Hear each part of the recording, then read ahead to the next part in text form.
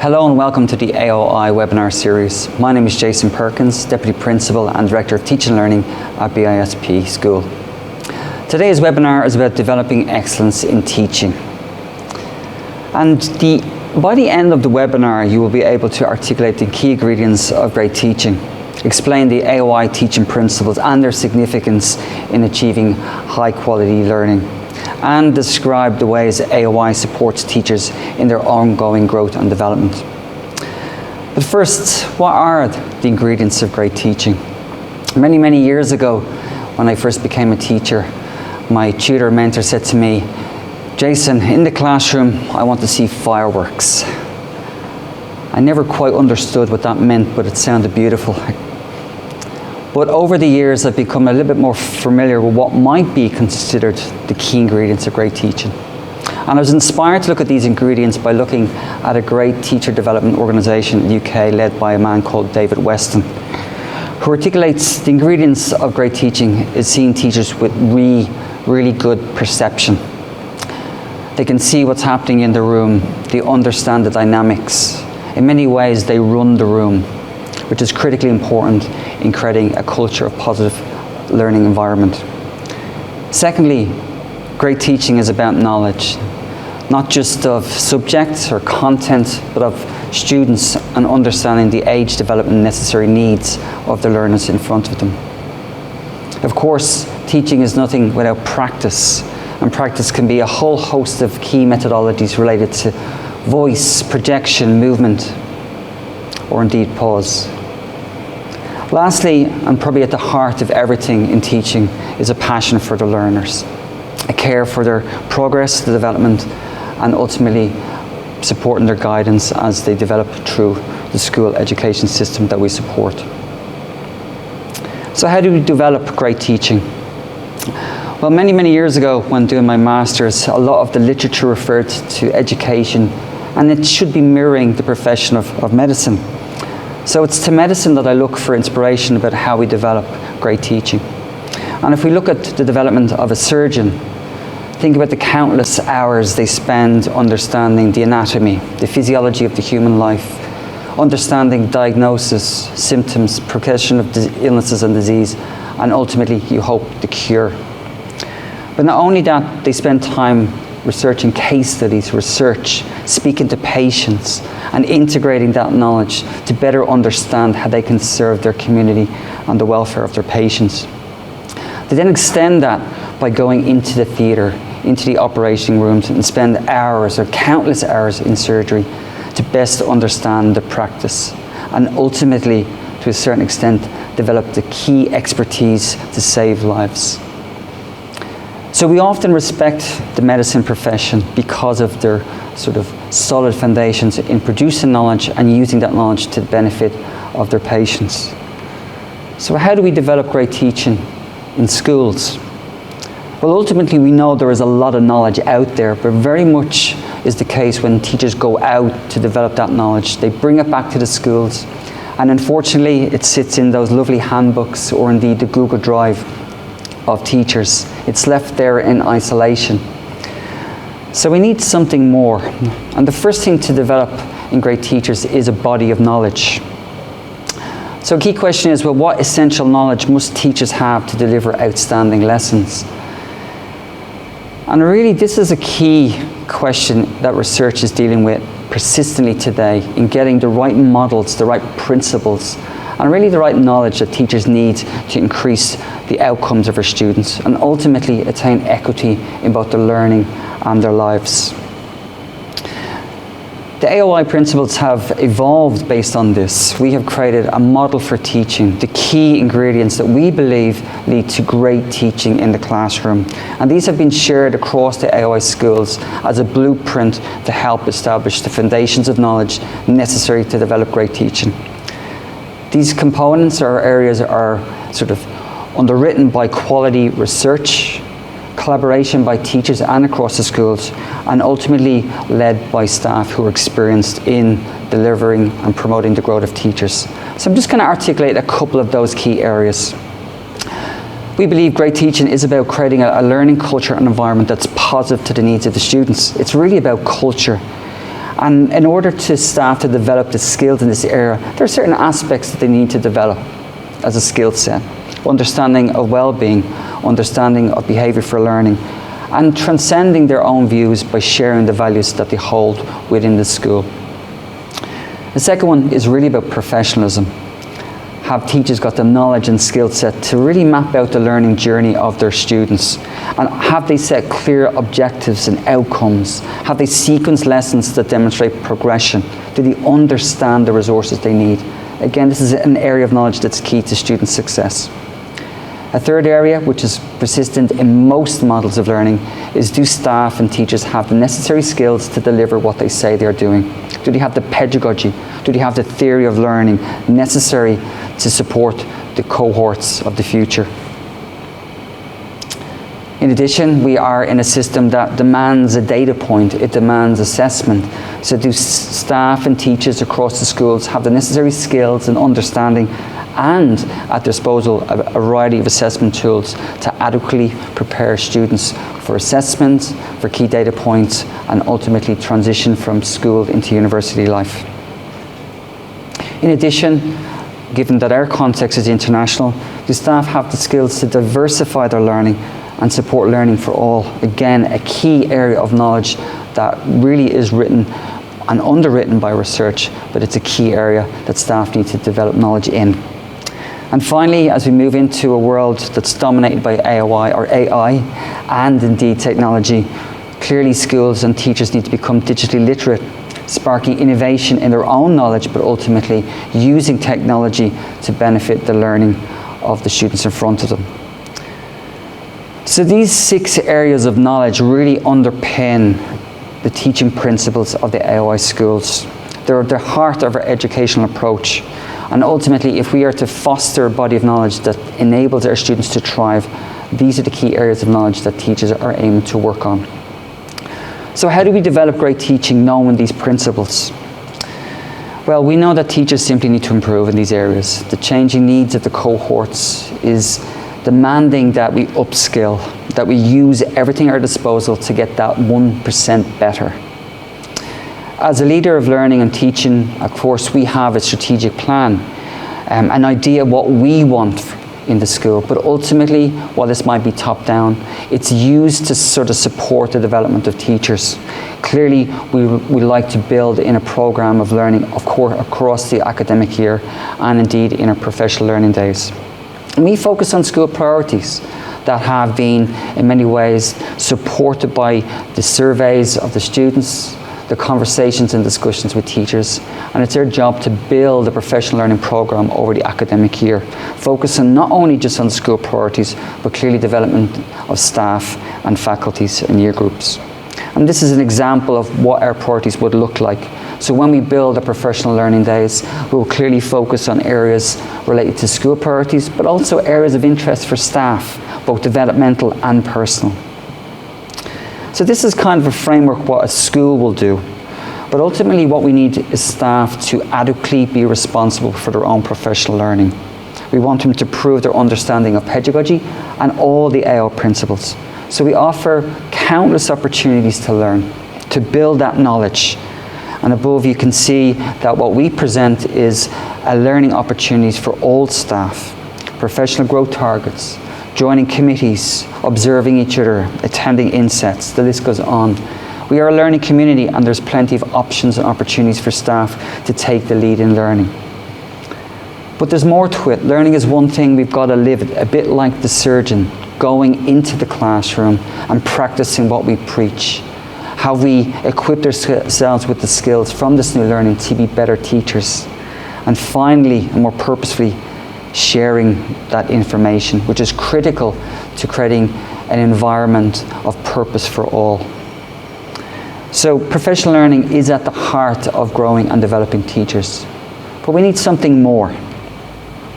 What else do we need to do to develop great teaching and development? Well, ultimately, despite a need for accountability, this accountability is intelligent. What we have sort of underlying the principles of professional growth is accountability. And ultimately, we want staff to be mindful that they have to grow, they have to develop, but it is their responsibility and their capacity to learn, which is benefit for all. So when we create a professional growth cycle with staff, what we simply ask staff to do is take the initiative, find out what they need to do to improve. Okay? There might be competing interests. So for example, a school might want one priority, which we'll all collectively work towards. But we want staff to be responsible for their individual needs and areas of growth. So they will look at the needs of their students, the needs of their faculties, the needs of the school, and they will seek to find solutions to those problems. And we encourage problem solving, which is critical to the development of teachers. Then we want teachers to go out into the world and collaborate with like-minded individuals or seek alternative perspectives in schools, outside the schools, through our networks and through our institutions to find solutions to their problems.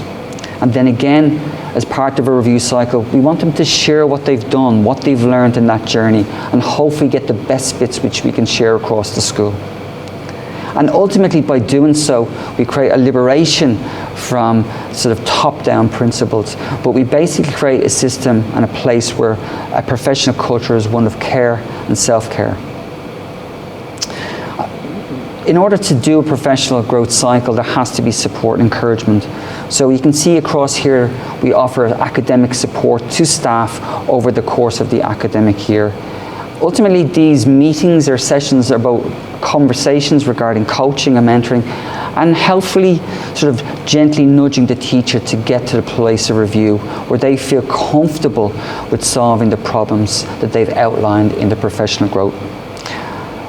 What we ask of teachers is to identify 2 areas of growth that they will investigate and work on over the academic year.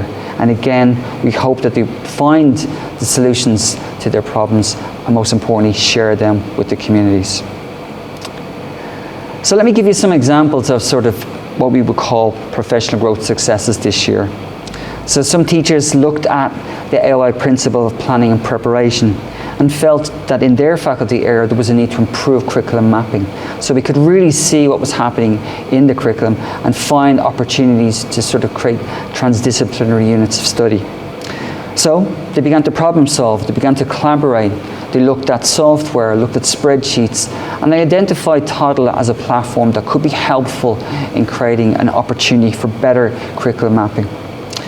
When they reviewed what they did, they realized that actually things were better for them. They had learned not only about curriculum, they learned about software, became more digital literate to a certain extent. They understood standards and began to align their teaching with the standards of the national curriculum. They realized very quickly that if they had better understanding of curriculum, they were having improved student outcomes. They could see evidence, better evidence of learning outcomes. And most importantly, they gained a self-belief and a confidence that they understood the curriculum, they understood its intent, they understood how to implement it and construct it more purposefully, but most importantly, they understood how to deliver an effective curriculum. The second example of professional growth success was a number of staff wanted to bring in research into the classroom, which is really tricky given that it takes time to nurture the ideas from the evidence. So they focused on the AO principle, teaching skills and practices, and really said, how do we make rigid research, quite lengthy research, available and accessible to staff? How could we summarize the key findings and share the best bits? So again, they began to problem solve that conundrum, collaborate with the various networks, including social media, and came up with creating a digital platform called a Hub, where ultimately it became an inventory of incredible ideas about how to teach, theories of learning, and ultimately it provided an opportunity for staff to showcase what they've done in their professional journey, and ultimately it became a hub of learning. And this is a first for us. So when we looked at what they reviewed, we could see that actually lots of teachers were incentivized by this process, that they could share their learning. And many teachers became increasingly engaged with this process. We then were able to see the value of a platform that enabled us to share best practice. So at any point in time, we could refer a teacher to a particular area of interest. So if a teacher wanted to learn about questioning, we could say, look, go to the Hub, check out this particular teacher's feedback, what they did in their learning to increase their skill set on questioning. They now had an inventory of learning. But most importantly, going back to the need, we realized very quickly that we were able to create a place where we make research and evidence-informed practice digestible to all, where we weren't dominating the time of staff, and we were able to give staff what they need, available to them at any time. So in summary, how do we develop great teachers at AOI? Well, developing great teachers at AOI focuses on effective teaching principles, that body of knowledge, creating opportunities for professional growth using professional learning opportunities and the professional growth model, but underpinning all of this with a supportive learning environment. And by doing so, what we will create and do create is teachers who are more perceptive to the need of their learners, who are more knowledgeable not only about their subject area but about teaching in general. They become more skillful in their delivery and practice. Finally, through a self-review and reflection, there's a sense of pride and passion that not only are they serving the community that they cherish, but they're inspiring the leaders of the future. The first question is, what professional learning opportunities are available to teachers in the AOI institution? Ultimately, professional learning can happen at any time and anywhere. So ultimately, there's a whole host of professional opportunities. Internally at BISP, we run a continuous professional learning cycle. So across the academic year, we will sort of utilize internal expertise, and where we need to, we will bring in external expertise in particular areas that we feel are necessary in supporting our teachers' growth. BISP, like many of our AOI institutions, are part of wider networks. For example, Cambridge, the IB, and indeed Verbisia. Verbisia has been a really important area of development for our staff. It allows the staff to send really on workshops across Southeast Asia, and ultimately we can host those workshops both here in the school or allow teachers to attend them virtually. So there are many, many opportunities. So the second question is really, what impact does this professional learning have on the learning outcomes of our students? To a certain extent, ultimately for staff, there's a very easy outcome. There's a real positive feel-good factor about networking with like-minded teachers, visiting schools and seeing excellent practice. It creates an energy, ultimately, that we see return and found in the classroom. When a teacher feels supported and encouraged, they thrive and they flourish, and they bring that newfound wisdom and insight and knowledge into their classroom. We've seen it this year when we looked at questioning in our teaching and learning committee. During our training and professional learning sessions, teachers felt more comfortable with the concept of question. They realized from reading the research that more questions are done by the most effective teachers. They were then able to bring that practice into their classroom, assess their capacity to ask questions, assess the type of questions they were asking students, and ultimately they were able to gather through observations with peers how effective those questions were in supporting positive progress of our students. So learning through professional learning can in many ways happen in two ways. There is the feel-good factor, improving the motivation of teachers, but ultimately we can see the data. We can see how students respond positively to developments made professionally by teachers. And at times, depending on the focus of the professional development, we can see the data in numbers. For example, when we looked at our chem data, we were able to see how particular focuses on improving reading led to improved data at the end of the academic year. So progress is made in many ways. Professionally, we can see how staff respond to their sort of involvement in professional learning through the various surveys and discussions. Secondly, we can see the performance of students in class and how they respond to this newfound learning. And finally, when it counts, we can provide data to show progress in learning. Okay, thank you for coming today. I hope you enjoyed the session on developing excellence in teaching across the AOI schools. Thank you for your time.